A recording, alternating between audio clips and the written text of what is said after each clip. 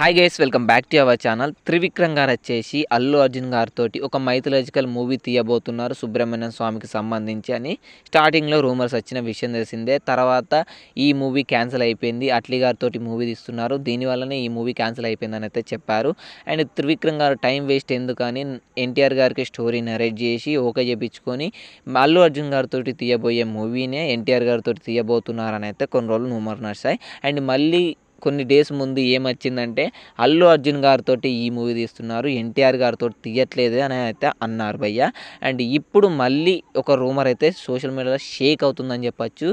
ఎందుకంటే అలా ఉంది మరి ఆ అప్డేట్ అనేది ఏంటంటే ఈ మైథలాజికల్ మూవీనే ఎన్టీఆర్ గారిని పెట్టి అండ్ అల్లు అర్జున్ గారిని పెట్టి త్రివిక్రమ్ గారు అయితే తీయబోతున్నారంట భయ్య. నా మైండ్ దొబ్బిందని చెప్పచ్చు.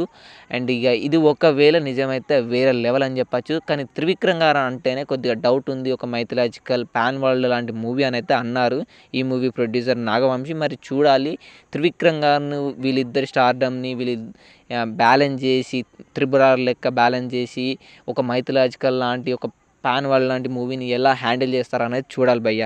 అండ్ చూడాలి ఇది నిజమో అబద్ధం అనేది, వీళ్ళిద్దరిని పెట్టి ఈ గాడ్ ఆఫ్ వార్ మూవీని తీస్తున్నారా లేదా త్రివిక్రమ్ గారు అనేది.